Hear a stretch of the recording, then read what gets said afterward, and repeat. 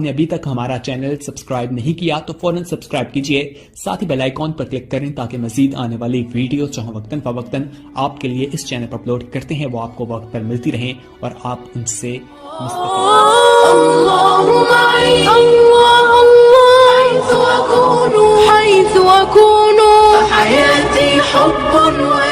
تو ان لوگوں نے ایک بار ایک اور پروگرام بنا،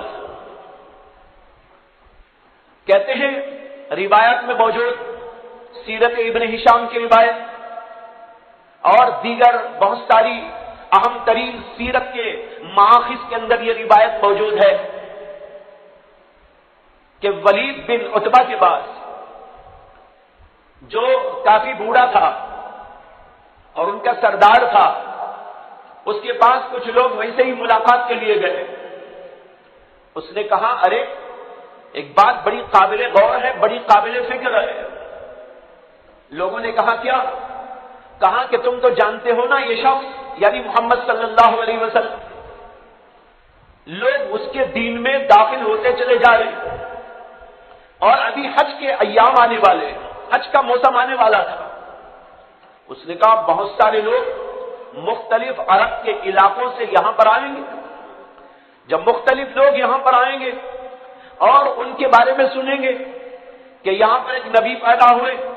اور ان کے دین میں لوگ داخل ہو رہے ہیں، وہ بھی جائیں گے محمد کے پاس صلی اللہ علیہ وسلم اور ان کی باتیں سنیں گے اور دین کے اندر داخل ہوتے چلے جائیں گے، اور اس طریقے پر ان کا دین عرب کے بہت سے علاقوں خطوں میں پھیل جائے گا۔ اس لیے لوگوں کو اس سے باز رکھنے کے لیے ہمیں کچھ سوچنا چاہیے کہ کیا کریں۔ یہ یہاں سے سوچ شروع ہوئی۔ اب تک مار دھاڑ، ایذا، تکلیف، کھانے پینے کی پابندیاں اور پتہ نہیں کیا کیا، لیکن جب اس میں کامیابی بھی ہوئی تو انہوں نے ایک اور پروگرام سوچا۔ انہوں نے کہا ایسا کرتے ہیں کہ محمد صلی اللہ علیہ وسلم کو کچھ ایسے الزامات لگا کر بدنام کر دیں گے کہ لوگ ان کے قریب نہ آئے۔ یہ بہت اچھا طریقہ ہے کسی کے اوپر الزام لگا دینے کا۔ الزام لگا دو اور بدنام کر دو تاکہ اس کے قریب لوگ نہ آئے۔ چنانچہ ان لوگوں نے بیٹھ کر ولید کے ساتھ مشورہ کیا۔ کچھ لوگوں نے کہا کہ ایسا کریں گے کہ ان کو کاہن قرار دے دیں گے۔ کاہن کے معنی نجومی، غیب کی خبریں بولتے، یہ بھی ایک نجومی ہے۔ نجومیوں کا بہت سلسلہ تھا عرب کے اندر، جگہ جگہ ان کی کوئی ویلیو نہیں تھی، لوگ جاتے تو تھے ان کے پاس لیکن عظمت کے ساتھ میں نہیں جاتے تھے، یوں ہی چلے جاتے تھے۔ تو لوگوں نے کہا کہ ایسا کرتے ہیں کہ ان کو نجومی ہونے کا لقب دے دیں گے، لوگوں میں بات پھیلا دیں گے یہاں ایک نجومی ہے، نجومی ہے، نجومی ہے، نجومی تو اور بھی ہیں، یہ بھی ایک نجومی ہے۔ اس لیے کوئی بات ان کی سننے کا نہیں، اور سنے گا تو کوئی متاثر ہونے کا نہیں، ایمان نہیں لانے۔ ولید کہنے لگا نہیں، اگر تم یہ بولو گے تو کوئی اسے مانے گا نہیں۔ اس لیے نہیں مانے گا کہ جب محمد صلی اللہ علیہ وسلم کی باتیں وہ سنے گا تو ہم کو تو معلوم ہے، پورا عرب جانتا ہے کہ کاہل لوگ کس قسم کی باتیں کرتے ہیں اور یہ محمد کچھ اور قسم کی باتیں کرتے ہیں، تو ظاہر بات ہے کہ دونوں کے درمیان میں فرق لوگوں کو سمجھ میں آ جائے گا، تم کو خود لوگ کہیں گے کہ تم جھوٹے ہو۔ پھر ایک اور آدمی نے مشورہ دیا، اس نے کہا کہ ہم ان کو شاعر کہہ کے بدنام کر دیں گے، یعنی لوگ کو کہہ دیں کہ بھائی ایک شاعر ہے، ان کا کلام جو ہے قرآن وہ ایک شاعری ہے، یہ بہت بڑے شاعر ہیں۔ بس شاعر تو دماغی یہاں سے وہاں کی جو ہے وہ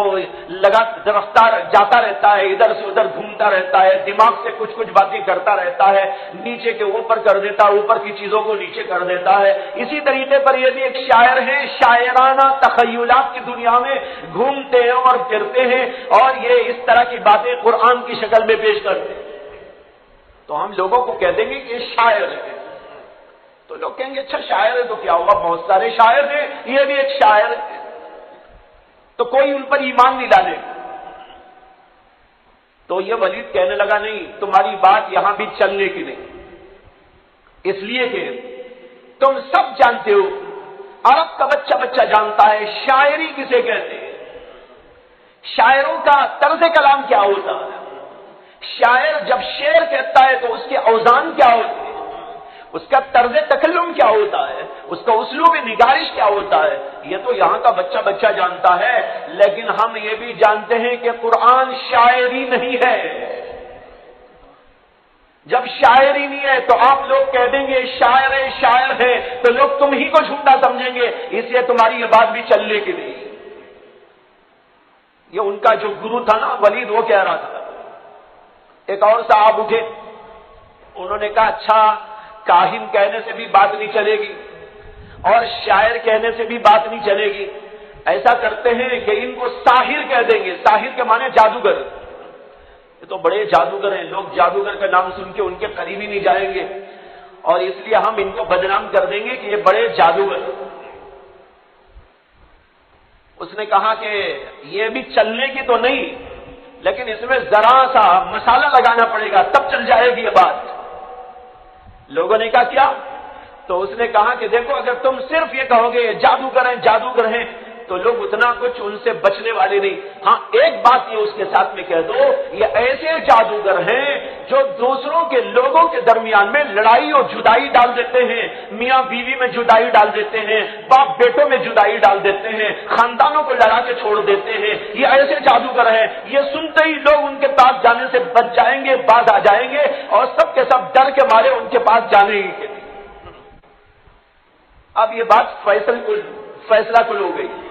کہ آپ کیا کریں، جادوگر کہہ کر لوگوں میں مشہور کر دیں۔ یہ طے کرنے کے بعد عرب کے مکے کے لوگوں کے درمیان میں یہ بات چلائی گئی کہ سب کے سب لوگ باہر سے آنے والوں کے وقت کو یہ کہہ دیں ہمارے ہاں ایک بڑا جادوگر ہے